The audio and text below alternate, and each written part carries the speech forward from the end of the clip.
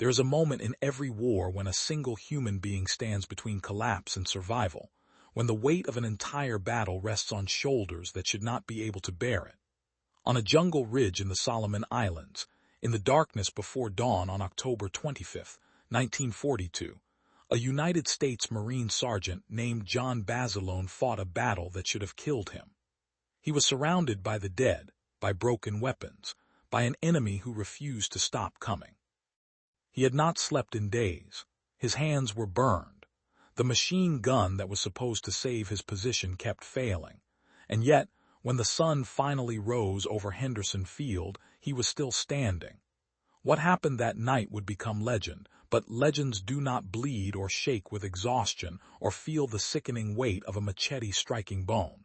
This is the story of what actually happened. John Basilone was not supposed to be a hero. He was supposed to be a problem. Born in Buffalo, New York in 1916, he grew up in Raritan, New Jersey, the sixth of 10 children in an Italian immigrant family. His father was a tailor. His mother raised the children in a small house where privacy was a luxury and work was expected. Basilone left school after the 8th grade and enlisted in the United States Army in 1934 at the age of 18. He served in the Philippines for 3 years, learning to drink, to gamble, to navigate the peculiar boredom and violence of peacetime military life in a colonial outpost. He boxed. He got into fights.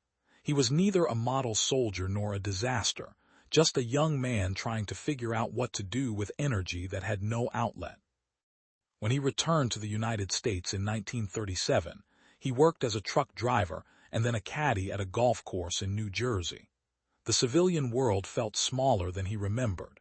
In 1940, he enlisted in the United States Marine Corps, possibly because he missed the structure, possibly because he could see the war coming and wanted to be in the service that would hit the hardest. The Marines transformed him in a way the Army had not. The discipline was sharper, the expectations clearer. Basilone thrived. He became a machine gun section leader, an expert in the weapon that would define his war. The Browning M1917 water-cooled machine gun was a brutal instrument, weighing over 100 pounds with its tripod, capable of firing 400 to 600 rounds per minute when it worked. It required constant attention, constant feeding, constant cooling. It jammed if you were careless. It overheated if you were impatient. It demanded respect and precision, and Basilone gave it both. By the summer of 1942, the war in the Pacific was a cascading disaster for the United States. The Japanese had swept across the ocean with terrifying speed, capturing the Philippines, Malaya, Singapore, the Dutch East Indies, Wake Island, Guam. The surprise attack on Pearl Harbor in December 1941 had shattered American naval power in a single morning. The retreat was humiliating, total, and seemingly unstoppable. But by August 1942, the Americans decided to stop retreating. They chose an island called Guadalcanal in the Solomon Islands as the place to make their stand. It was not a romantic decision. Guadalcanal was not strategically perfect. It was simply the first place where the United States could launch an offensive without being crushed. The island was a nightmare. The jungle was dense, wet, rot-filled, crawling with disease. Malaria was epidemic. Dysentery left men hollow and weak. The heat was oppressive, the kind that made thinking difficult and sleeping nearly impossible.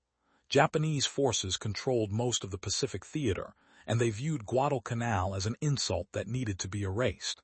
The Americans had captured an airfield the Japanese were building, renamed it Henderson Field, and began using it to strike Japanese positions. The Japanese command decided that Henderson Field had to be retaken, no matter the cost. They poured reinforcements onto the island, preparing for a massive assault that would drive the Marines into the sea.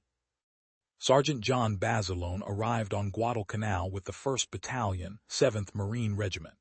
He was assigned to Charlie Company, tasked with defending a section of the perimeter around Henderson Field. His position was on a ridge south of the airfield, a stretch of jungle and mud that offered limited visibility and even less comfort. The defensive line was thin. Every Marine knew it. The Japanese were building up forces for an assault, and intelligence reports suggested it would be overwhelming. The Americans were outnumbered, undersupplied, and exhausted before the fighting even began.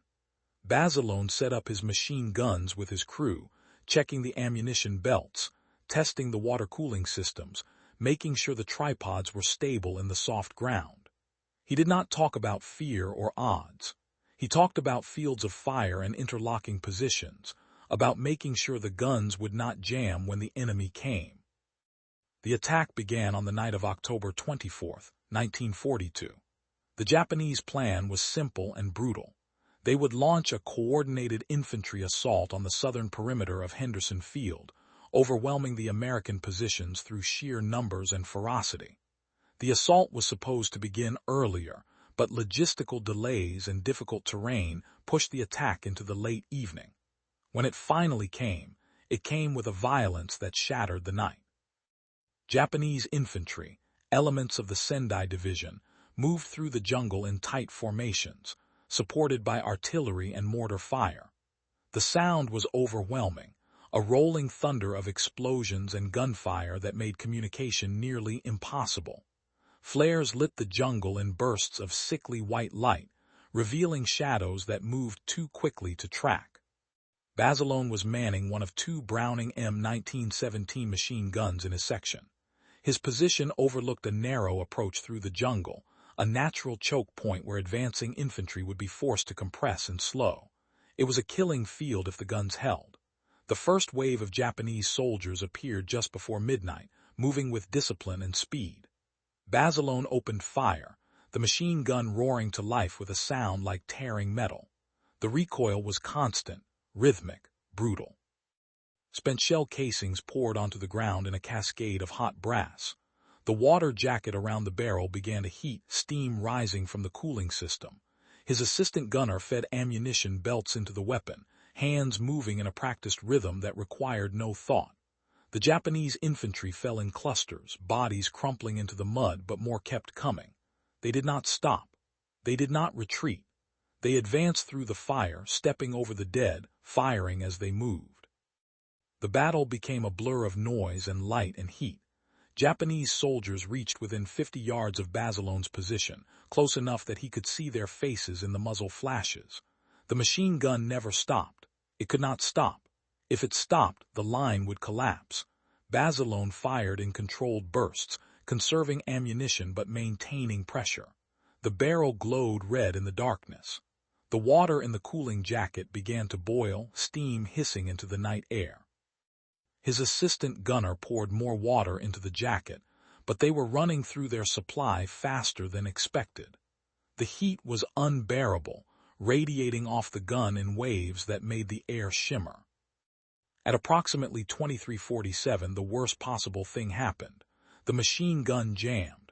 Basilone felt the weapon seize mid-burst, the bolt locking in place, the gun falling silent. The sound of that silence was louder than any explosion. Japanese infantry were still advancing, still firing, still closing the distance. Without the machine gun, the position was indefensible. Basilone did not panic. He had trained for this moment hundreds of times, drilling on malfunction clearance until it was instinctive. He pulled back the bolt, checked the chamber, and saw the problem immediately. A spent casing had failed to eject properly and was now wedged in the chamber, stuck at an angle that prevented the bolt from cycling. The extractor had failed, a common problem with overheated weapons firing at maximum rate. He tried to clear the jam with his hands, but the casing was stuck too tightly, swollen from heat and pressure. He could feel the enemy getting closer, hear their voices shouting in the darkness. He needed the gun back in action in seconds, not minutes. Basilone reached for his machete, a long-bladed tool that every Marine carried for clearing jungle vegetation. He wedged the blade into the chamber, using the edge to pry the casing free. The metal scraped against metal, a sound that cut through the chaos. The casing popped loose, tumbling onto the ground. Basilone slammed the bolt forward, fed a new belt into the weapon, and opened fire again. The entire process took less than 15 seconds, but those 15 seconds felt like an eternity. The Japanese infantry had closed to within 30 yards during the jam. If the gun had stayed silent for another few seconds, they would have overrun the position. The machine gun roared back to life, cutting down the nearest attackers in a sustained burst that drove the rest into cover. Basilone continued firing, his hands moving with mechanical precision. The barrel was glowing brighter now, almost white-hot. The cooling water was boiling continuously, steam pouring from the jacket in thick clouds. His assistant gunner was struggling to keep up with ammunition feed, hands shaking from exhaustion and fear. Basilone could feel the weapon beginning to fail again, the action growing sluggish from heat and wear. Modern machine guns are marvels of engineering, but even the best weapons have limits. The Browning M1917 was designed for sustained fire, but it was not designed to fire continuously for hours without maintenance, without rest, without cooling. Around 0100 hours, one of the Marines operating the second machine gun in Basilone's section was killed by a mortar fragment. The gun fell silent. Basilone glanced over and saw the crew down, the weapon abandoned. The Japanese immediately recognized the gap in the defensive line and began pouring infantry toward the silent gun position. Basilone made a decision that should have killed him. He left his own weapon, sprinted across 20 yards of open ground under fire and reached the abandoned machine gun. He checked the weapon quickly. It was still operational, just unmanned. He grabbed the ammunition belts, repositioned the gun to cover the new avenue of approach, and opened fire. The Japanese advance faltered, caught in crossfire from an angle they had not expected. Basilone could not stay with the second gun. His own position was being overrun. He sprinted back, sliding into place behind his original weapon, and resumed firing. He was now responsible for 2 machine gun positions, running between them whenever one sector became too dangerous. It was impossible. It was unsustainable. It was the only option. His crew was either dead or wounded or too shell-shocked to function effectively. He was alone, separated from the rest of his unit by darkness and chaos, fighting a battle that no single man should have been able to sustain. The Japanese assaults continued in waves, each one more desperate than the last. They threw themselves at the American positions with a ferocity that transcended tactics. This was not a careful advance. This was a human avalanche, a mass of bodies and bayonets and grenades that sought to overwhelm through sheer will. Basilone fired until his shoulders ached, until his hands were blistered and burned from touching the hot metal, until his vision blurred from exhaustion and smoke. The machine gun jammed twice more. Each time he cleared it with the machete, prying out stuck casings, scraping away fouled powder residue, forcing the weapon back into operation through brute determination. The machete blade became scarred and pitted from the work, the edge dulled from striking metal. Around 0230, the extractor on his primary machine gun finally failed completely. The weapon would fire, but it could no longer eject spent casings reliably. Every few rounds, it would jam, requiring manual clearance. Basilone improvised a solution that would have horrified any armorer. He grabbed a piece of barbed wire from the defensive perimeter and used it to fashion a makeshift extractor hook. He fed the wire through the ejection port, bent it into shape with his bare hands, and used it to manually pull stuck casings from the chamber after each burst. It was crude, painful, and insane. It also worked. The gun continued firing, slower now, but still firing. Basilone's hands were cut and burned, blood mixing with gun oil and sweat, but he did not stop. The most critical moment came around 0330 hours, when ammunition began to run dangerously low. Machine guns consume ammunition at a terrifying rate, and Basilone had been firing almost continuously for over 3 hours. The belts were running out. His assistant gunner, if he was still alive, could not leave the position to get more. The supply lines were under fire, possibly cut. Basilone made another decision that should have killed him. He told his assistant to keep firing with whatever ammunition remained, and then he ran. The ammunition supply point was approximately 200 yards behind the front line, through jungle, through mud, through a battlefield illuminated by muzzle flashes and burning vegetation. Basilone sprinted through the darkness, unarmed except for a pistol, carrying nothing but determination.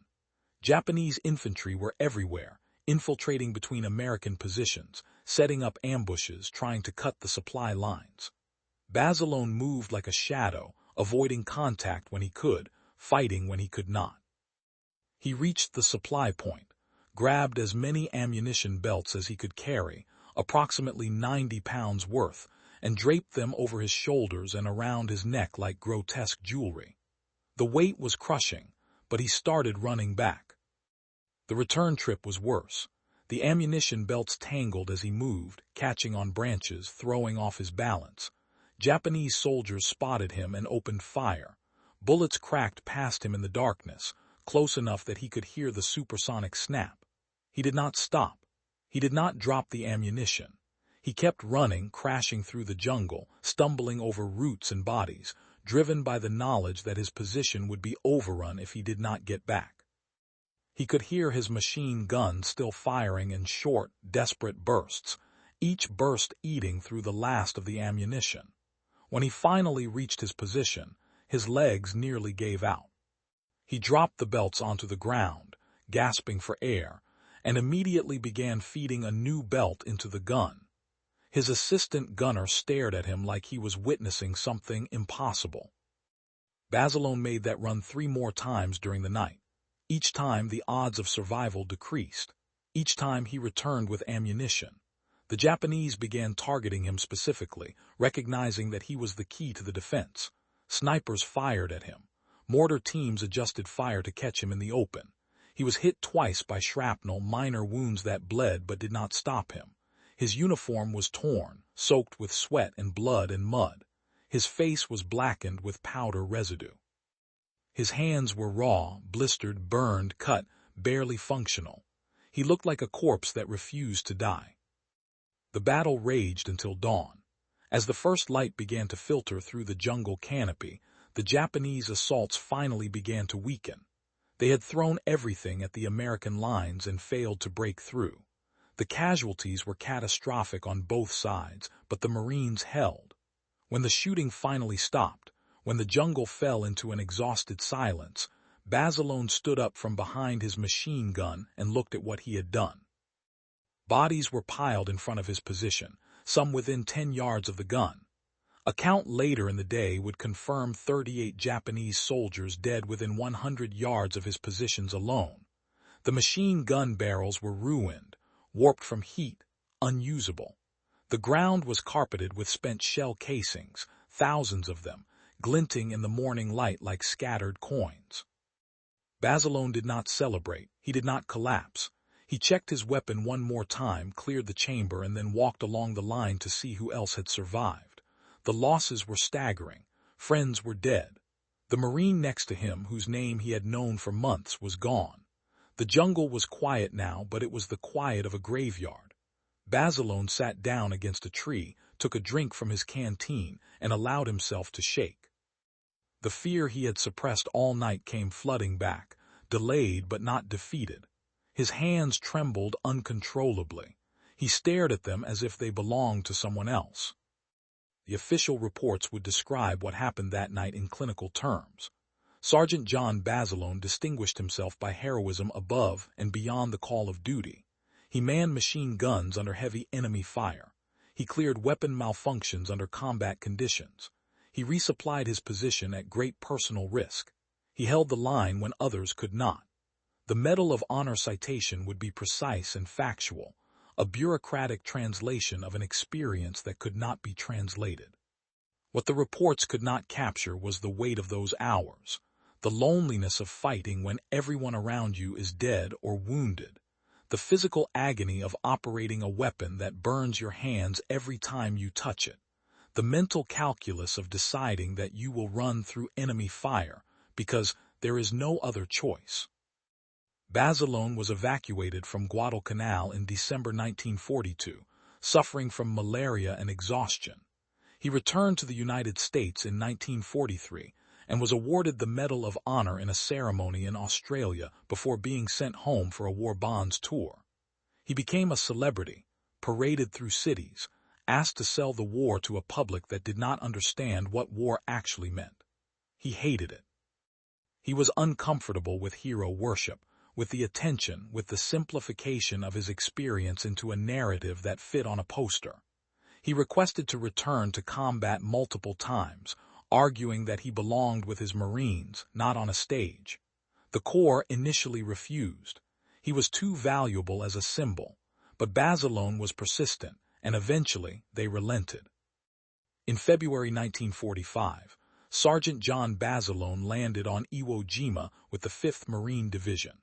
The island was a volcanic hellscape, defended by Japanese forces dug into tunnels and bunkers that artillery could not destroy. The battle was brutal from the first moment. On the morning of February 19th, Basilone led his machine gun platoon off the landing craft and into withering fire. He fought his way inland, directing his Marines, clearing paths through minefields, attacking fortified positions. A mortar or artillery shell struck near his position. The blast killed him instantly. He was 27 years old.